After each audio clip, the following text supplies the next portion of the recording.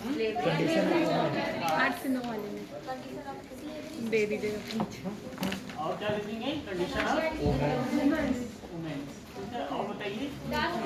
तो हो गया ना करते करते याद है। एजुकेशन भी आएगा ना। और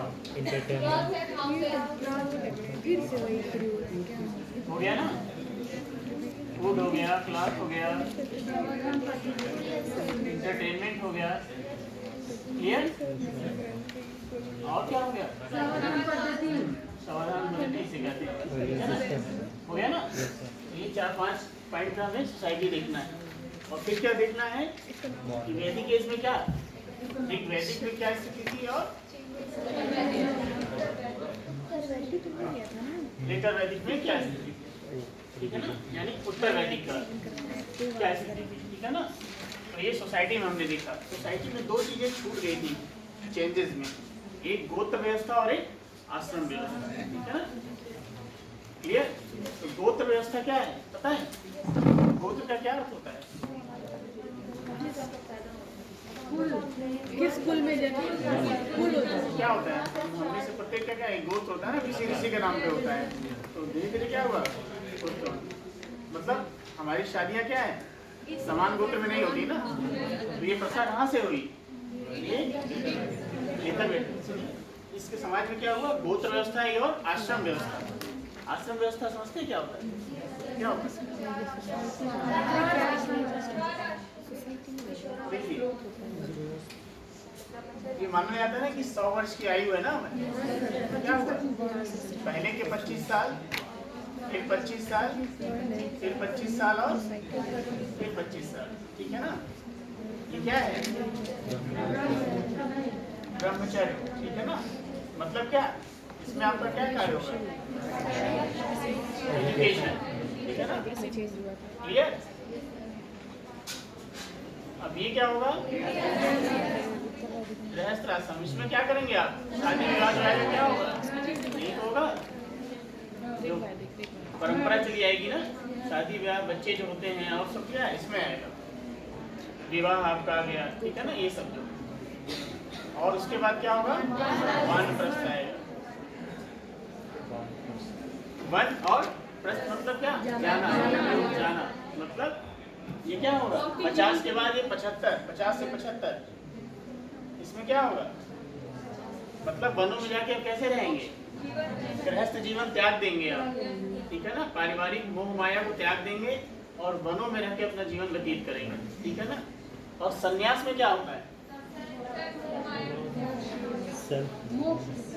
विरक्ति, सांसारिक जीवन से विरक्त, जैसे खाना पीना सब छोड़ दिए, समाधि ले लिए, ठीक है ना, एक तरीके का संन्यास हो गया, ठीक है ना। ये 25-25 की अवस्था में डिवाइड किया था आश्रम व्यवस्था, ठीक है ना।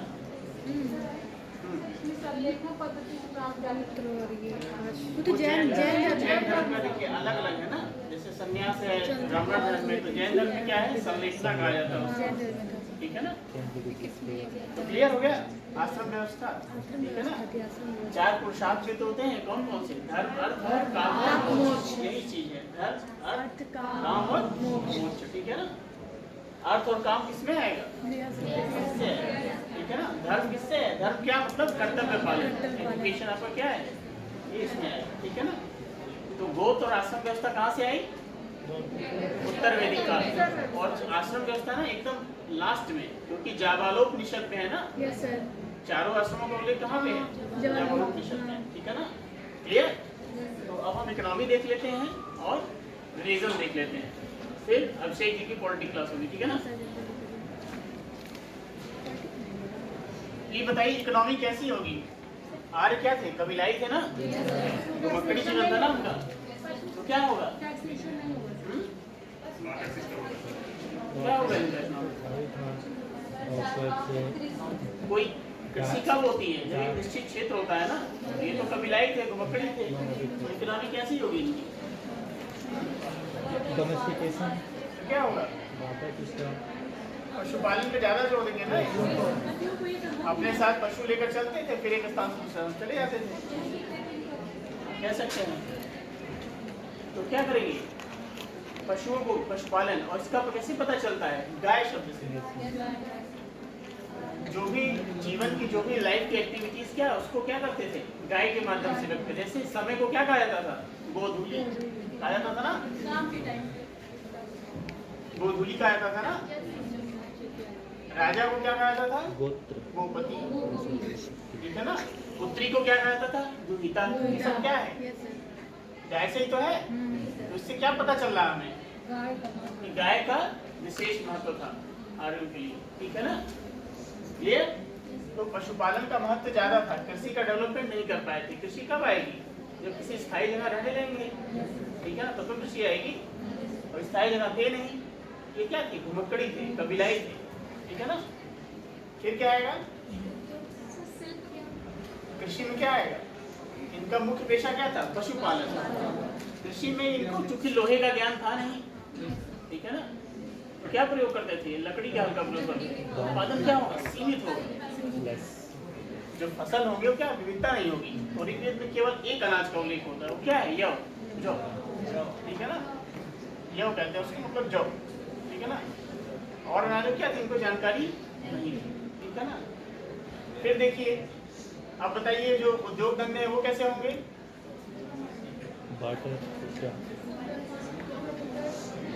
देखिए ज्यादा उद्योग धंधे तो होंगे नहीं, मिट्टी बनाने वाले होंगे, ठीक है ना, कुम्हार होंगे, ठीक है ना, रथ बनाने वाले होंगे। लेकिन बहुत ज्यादा विविधता नहीं दिखाई पड़ेगी, जैसा कि हड़प्पन कल्चर में था।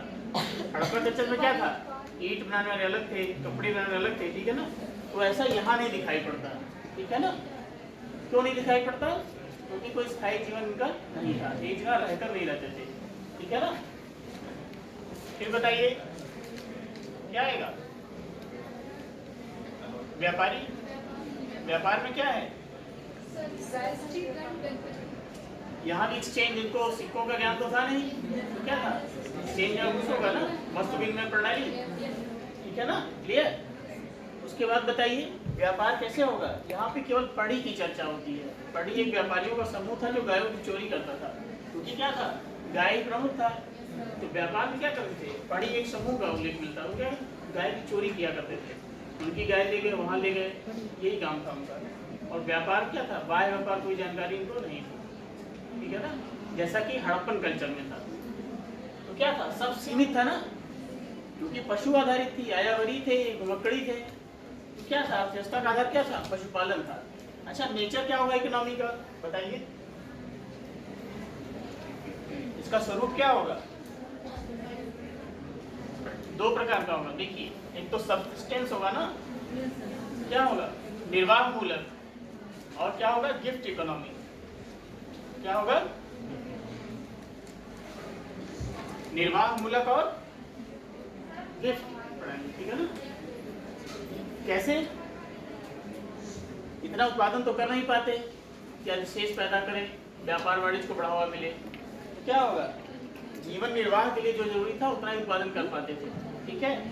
गिफ्ट इकोनॉमी मतलब क्या, एक कबीले के लोग युद्ध करेंगे दूसरे कबीले से, तो कुछ लाएंगे ना लूट के, तो उसको सभी बांट देते थे, तो इससे क्या कहते हैं, गिफ्ट इकोनॉमी, ठीक है ना। अब देखिए इसमें पोस्ट वैदिक एज जो है, लेटर वैदिक एज, इसमें क्या परिवर्तन होगा, देखिए क्या परिवर्तन होगा, लोहे का ज्ञान ही नहीं होगा कि नहीं होगा, तो लोहे के ज्ञान से क्या होता है, होगा ना। तो यहाँ क्या होगा, देखिए इसका जब लोहे का ये प्रयोग करेंगे तो क्या होगा, गहरी जुताई करेंगे ना, तो क्या होगा ज्यादा। अभी क्या था, अभी केवल गेहूं की जानकारी, अभी क्या है, विविध प्रकार के फसल आ जाते हैं, गेहूं, चावल, तिलहन, ये सब फसलें आ जाती है, ठीक है ना। और इसका उल्लेख कहाँ मिलता है, काठक संहिता। इसमें क्या है, कहा गया 24 बैलों द्वारा हल खींचे जाने का उल्लेख। 24 बैल कैसे खींचेंगे, जाहिर सी बात है लोहे का प्रयोग करेंगे ना, उपकरणों की जरूरत पड़ेगी। तो क्या होगा, भूमि की अवधारणा आएगी नहीं आएगी, लोहे के माध्यम से एक निश्चित क्षेत्र पर खेती करेंगे नहीं करेंगे, तो भूमि की अवधारणा आई ना। क्लियर। तो क्या होगा, पशुपालन ना होकर क्या हो जाएगा, इनका कृषि मुख्य पेशा हो जाएगा। क्यों, क्योंकि एक जगह पर रहने लगेंगे भूमि पर, ठीक है ना। तो क्या हो जाएगा, कृषि इनका मुख्य पेशा हो जाएगा, ठीक है। और पशुपालन इनका साथ साथ चलता रहेगा, एक कंटिन्यूटी रहेगी। चेंजेस क्या होगा, एग्रीकल्चर क्या होगा, विविधता आएगी, ठीक है ना। अब खाली यव नहीं पैदा करेंगे, खाली जो यव नहीं पैदा करेंगे, हम क्या करेंगे, गेहूं भी करेंगे और चावल भी करेंगे, ठीक है।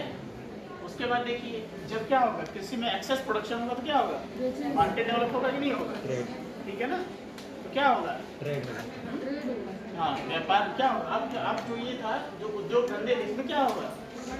अभी क्या था? अभी कुछ ही थे, अब क्या होगा?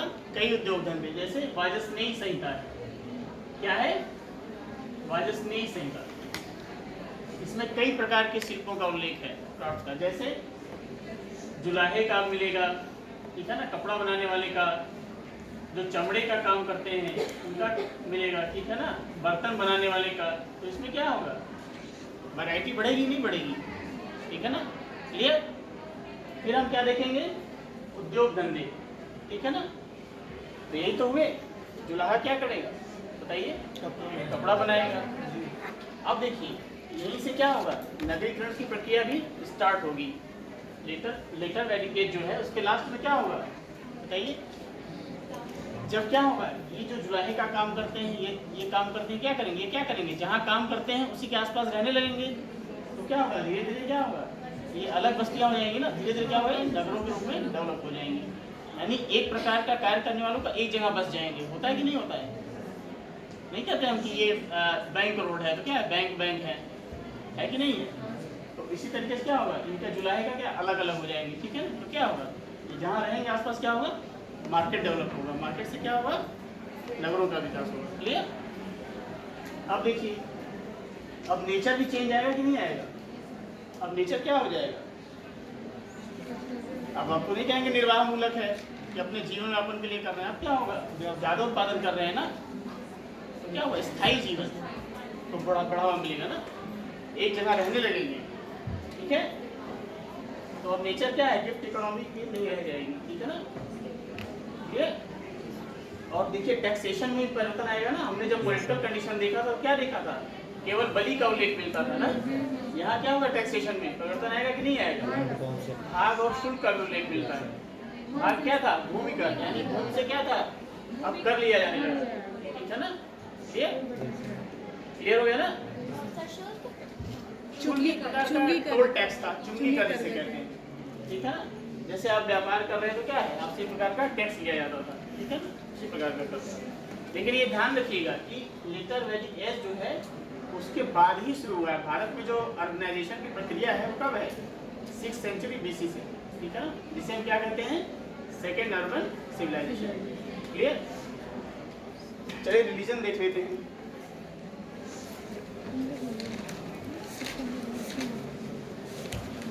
नदियों की पूजा करने लगे तो क्या होगा बताइए? प्रकृति पूजा और बहुदेववादी, ठीक है ना।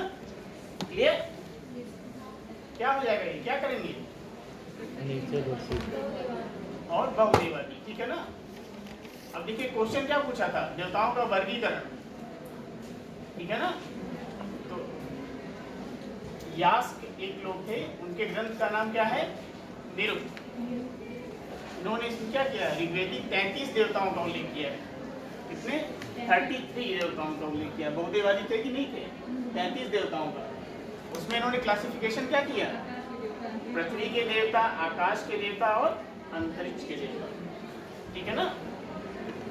पृथ्वी के देवता, आकाश के देवता और अंतरिक्ष के देवता। तो पृथ्वी के देवता कौन है बताइए? अग्नि है, बृहस्पति है, सोम है। ये लोग क्या है? अग्नि है, बृहस्पति है, ये लोग क्या है? पृथ्वी के देवता। आकाश के देवता कौन? सूर्य, उषा, आदित्य, ये लोग क्या है? ठीक है ना। अंतरिक्ष के देवता कौन है? इंद्र है, ठीक है ना, वायु है, मरुत है। वरुण किसमें आएगा? आकाश के देवता में, ठीक है ना। अब इन देवताओं में भी क्या है? इंद्र का क्या है? इंद्र का क्या है? सबसे महत्वपूर्ण स्थान है। क्यों? युद्ध के देवता हैं, वर्षा के देवता हैं, ठीक है ना। सबसे ज्यादा इनका 250 सूक्तों में उल्लेख है, ठीक है ना। तो ज्यादा बार उल्लेख है तो क्या इंपॉर्टेंस किसका है इनमें? इंद्र का सबसे ज्यादा इंपॉर्टेंस है। दूसरा स्थान किसका है? अग्नि का है, इनका 200 से ज्यादा सूक्तों में उल्लेख है, ठीक है ना। तीसरा स्थान किसका है? वरुण का है, ठीक है ना। इनको क्या कहा गया? ऋतस्य गोपा, यानी ऋत का मतलब क्या? नैतिक व्यवस्था। सदाचार के क्या है? रक्षक है। अग्नि का क्या काम है बताइए? आदमी तो घरों में होता है ना, यज्ञ या होम होता है तो क्या होता है? देवता और मानव के बीच क्या है? मेडिएटर्स की भूमिका निभाते हैं ना। अग्नि की जो उठती है धुआं, ये माना जाता है कि देवता से रिलेशन होता है, ठीक है ना। तो अग्नि का महत्व है। फिर वरुण देवता का। क्लियर? क्लियर है ना? अब देखिए उपासना के क्या तरीके होते हैं? 2 ही तरीके होते हैं ना। या तो प्रार्थना करेंगे, कैसे करेंगे? ईश्वर से प्रार्थना करेंगे ना। दूसरा क्या करेंगे? यज्ञ करेंगे। अब देखिए मैंने बताया था आपने कि ऋग्वैदिक क्या था? समाज डेवलप था ना, आडंबर नहीं था, कर्मकांड नहीं थे। तो यज्ञ की तुलना में क्या था? यज्ञ की तुलना में प्रार्थना पर कुछ ज्यादा बल देते थे। और प्रार्थना क्या करते थे? उनको मोक्ष प्राप्ति नहीं चाहिए थी, उनको संन्यास नहीं चाहिए था। उनको क्या चाहिए था? गाय की प्राप्ति चाहिए थी, पुत्र की प्राप्ति चाहिए थी।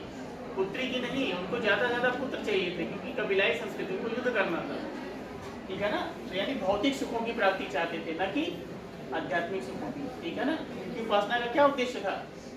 भौतिक सुखों की प्राप्ति, न कि मोक्ष की प्राप्ति, ठीक है ना। प्रार्थना और यज्ञ की तुलना में क्या था? प्रार्थना पर विशेष जोर देते थे। क्लियर इतना? फिर हम क्या देखेंगे? उत्तर वैदिक काल में क्या कंटिन्यूटी रही और क्या चेंजेस आए। तो कंटिन्यूटी क्या रहेगी? ठीक है, प्रकृति पूजक बहुदेववादी रहेंगे, ठीक है ना। ये क्या है? देवताओं की संख्या भी ज्यादा रहेगी कि नहीं रहेगी? ठीक है ना। उपासना में क्या रहेगा? प्रार्थना और यज्ञ भी रहेगा, ठीक है। अब चेंजेस क्या आएंगे? ठीक है ना। चेंजेस क्या आएंगे? बहुदेववादी जरूर है, लेकिन अब क्या होगा? देवताओं के स्वरूप में चेंजेस आएगा।